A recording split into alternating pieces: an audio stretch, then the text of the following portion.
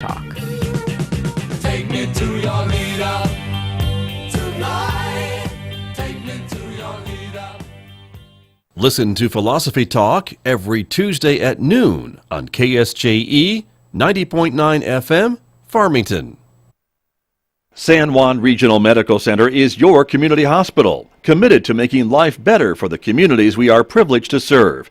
In fact, better is our mission, improving lives through personalized health and care.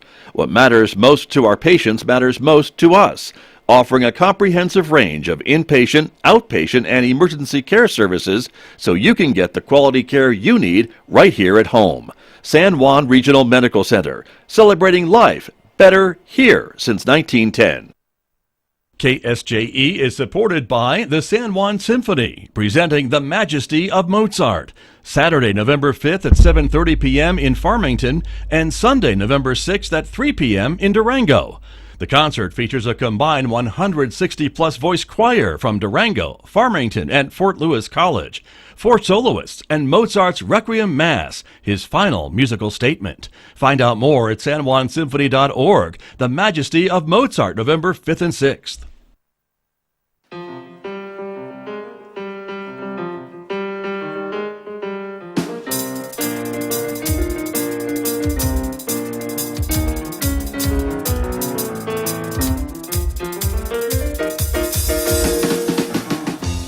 Twelve minutes past 8 o'clock. It is Monday morning, Halloween. Happy Halloween, everyone. I'm Scott Michlin. Thanks for tuning in to KSJE 90.9 FM over the air here in San Juan County, New Mexico. 103.3 FM over the air in Durango, Colorado, and of course streaming everywhere else on the planet from our website, KSJE.com. Welcome also to our viewers. This is a community-supported visual radio station, so we welcome the folks who are watching the program this morning. The video is streaming out live to the KSJE Facebook page, our YouTube channel, and our Twitter account. So welcome aboard, everyone. We are glad that you are with us. Coming up in the next few moments this morning, more treats than tricks on this Halloween day. We're going to be talking about the Rio del Sol Kiwanis Club's annual Coats for Kids campaign and how you can help. That's coming up in the next few moments right here on KSJE this morning. And then a little bit later on, I'll be checking in with Rosemary Meza-Desplace, who is getting ready for her next performance artwork in Farmington, the Miss Nalgas USA 2022 pageant that is coming up November 12th at the Farmington Civic Center.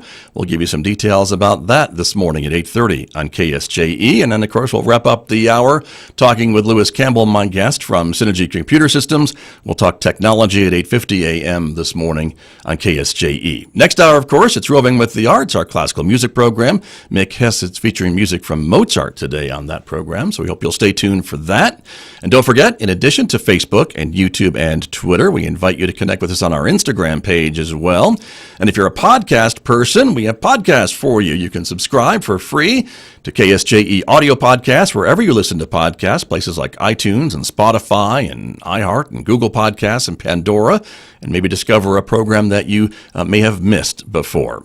Outside our studios here at San Juan College, it is currently a sunny morning, 31 degrees at the moment. We're expecting a mostly sunny day today, 59 degrees for a high today in Farmington, clear and 30 overnight. Might be a little chilly trick-or-treating once the sun goes down.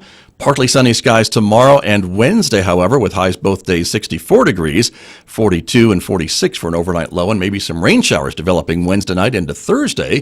Thursday colder with a chance of showers, a high 48 Thursday, 29 on Thursday night with maybe a flurry or two in the air. And then partly sunny but cooler on Friday, 43 for a high, 49 on Saturday, back up into the mid-50s and sunshine by Sunday. Well, let me introduce my guest who is here with us this morning, again, to talk about the Rio del Sol Kiwanis Coats for Kids campaign. Brian Turner is here. He's the chairman of the committee that is putting this all together. And Brian, good morning. Welcome back to KSJE. Oh, thank you very much for having me. You bet. Good to have you here. And Coats for Kids is an annual event, right, that the Kiwanis Club does? Yes, we've been doing it for a long, long time and keeping lots and lots of kids warm. Right. Helps a lot of kids, doesn't it? It does. It does. Every year we give about 400 to 500 coats away to local kids in our community.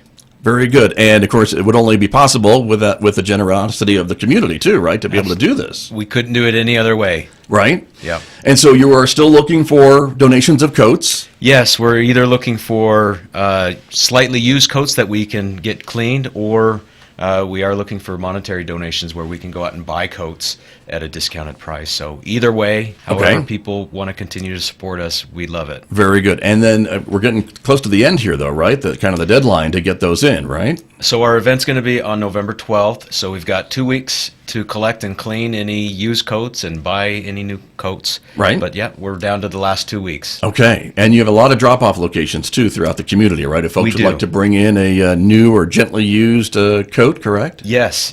And hopefully that's showing on the screen there. But all the fire stations, they've been gracious to let us do that. We also have boxes at the museum, Cornerstone Lending, and the Bridge Assisted Living Center there. Okay. The fire stations in Farmington, we should be clear about Yes. that. That's where you can drop them off. Yes. The cleaners, too, are they still? Absolutely. Drop-off So Howard's spots? Cleaners and Crown Cleaners are the two cleaners that have graciously been cleaning our coats for years and years and years. You can drop them directly there. Okay.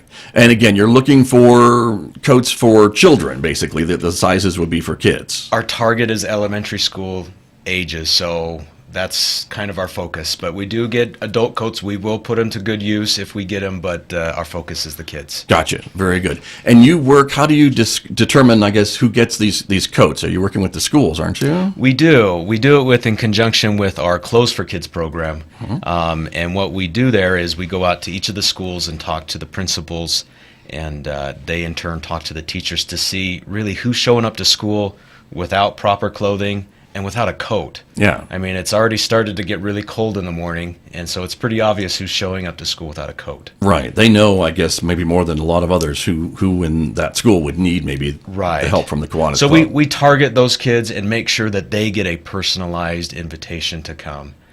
Because that's where the need is, and that's where we want to be. Right. And the event, when you were handing these out, it's got to be really great to see the reactions of maybe the parents and the kids who are coming to pick up a coat that may be new to them or brand new, and maybe they haven't had a new coat before. Absolutely. It's so fun to see them get a coat that they get to pick out. And we've got some outrageous ones, bright pink or, bright blue. But some of these kids come from very troubling situations. Sure. I can't tell you how many times I've heard kids or their parents tell me that, this will keep them warm while they sleep, which is something that not a lot of people realize, but a lot of these kids are sleeping in their coats because they can't either afford heat in their home or their windows are not properly covered, but it's cold. Right. It's cold here in Farmington. Yeah. Very true, and that's just a reality check, I'm afraid. And even in this year, it's maybe tougher than other years with the inflation that we're seeing and things like that. But even before that, I think we saw the same need for kids to have these coats in the community. I imagine the need has probably not gotten less, but probably greater. We have yet to see a year where the demand has decreased. Yeah. Right. Every year, it seems like there's more and more kids that need proper clothing, and with inflation and things costing more, those dollars need to stretch even farther. So having a free coat really helps not just keep them warm, but saves money for food and other things that are needed. If somebody wanted to make a monetary donation, Brian Turner, could they do that at these drop-off locations too, or send them to the Kiwanis Club? What's the best way to do that? Please make monetary donations to our website. That's the easiest way. We are a 501c3 entity, so your donations are tax deductible. Gotcha. But that will help you, I guess, maybe fill the gaps if you determine maybe that there's a few sizes that you don't have for handing out these coats, or more boys' coats than girls' coats. You can even it out, or whatever you need to do, right? Yes, absolutely. That's what the money's for, is to help even that out. But we also take that money and we find opportunities to go and buy. So lately, we've been buying from Burlington Coat Factory. They give us a substantial discount on their brand new coats. But even when the local Kmart closed down, we went down and we bought every single coat they had in stock. I think we ended up with 200 coats, but they gave us an enormous discount as well. Terrific. Well, and that makes it go further, right? With that limited money that you have, you can buy more coats and help more kids. And so that's wonderful. So this is, as I mentioned, an annual event.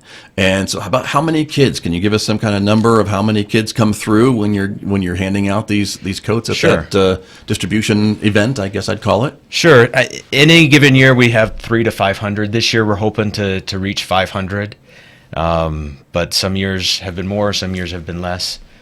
Got COVID it. didn't help with attendance, but I'm we're sure. getting back up there. Right. Well, and I guess it depends on how many coats you have to give away too, right? Right. To these kids. But we're looking at a picture. If folks are watching us this morning, this looks to me like the lobby of the Civic Center. It is. That can hold a lot of people, but that's a lot of people and a lot of coats on those racks that I can see. Yes, yes, it is. And we make it fun. We've got some treats, and if you look in that picture, we've also got some people that dress up in different characters. There's a Snow White and some other fun characters for the kids to take pictures with. Yeah, nice. Very good.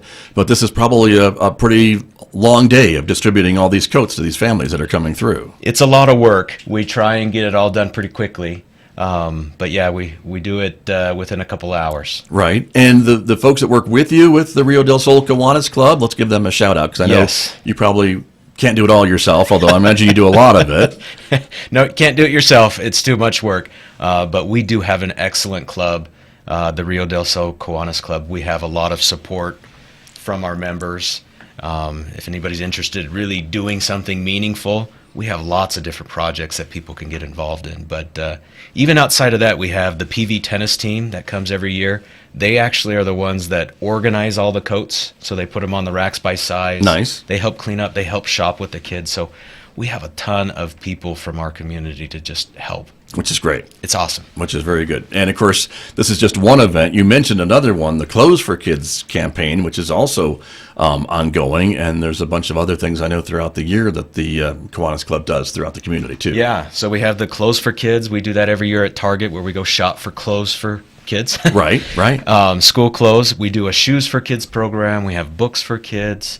I mean, obviously our club is devoted to the kid part of our community, and that's where we like to be. That's where we feel like our biggest impact can be. Right. Well, and there's a lot of fundraisers throughout the year as well to help with this, in addition to the monetary donations that you're getting right now. Yes. Some of the other things, I know I'm involved with Dining with the Dead every year, and that's a fundraiser that helps to support programs like what we're talking about. Yes. And the Downtown Historic Walk and Pancake Breakfast, and the list goes on and on and on. I know. All these programs, unfortunately, do cost a lot of money, and so it seems like we're always fundraising, but really, your money can't go anywhere better. I mean, it goes right to where it needs to go. Right, 100%. 100%. I mean, there is overhead, but that's all covered by volunteers. And as you mentioned, you're buying these coats at pennies on the dollar, it sounds like, because you guys are pretty good shoppers.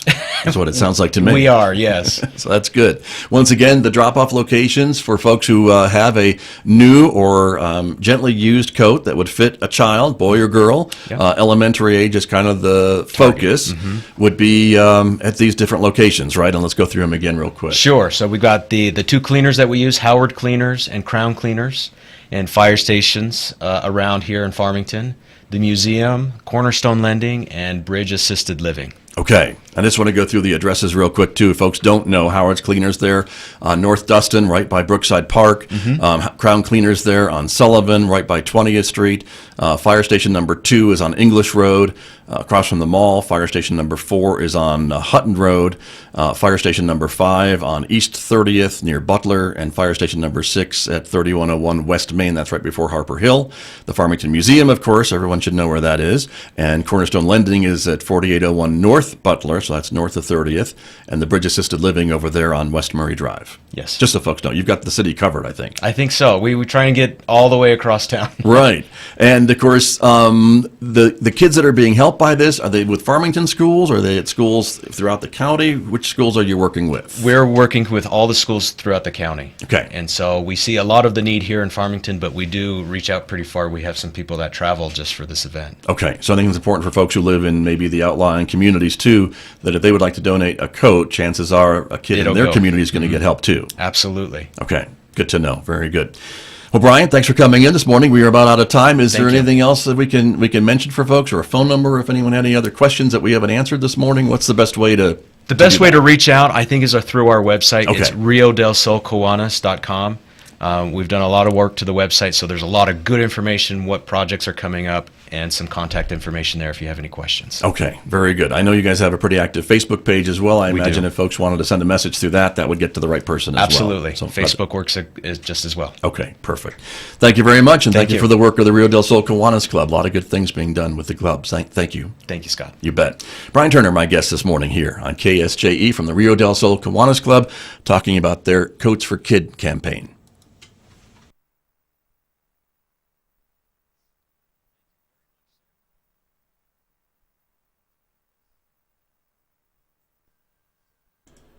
KSJE is supported by the Farmington Museum. What if you could jump into the world of wild kratts and swing through the trees like a monkey, or hunt like a dragonfish? Now you can. Wild Kratts, Creature Power, and Ocean Adventure Museum Exhibit, opening September 24th through January 7th at the Farmington Museum.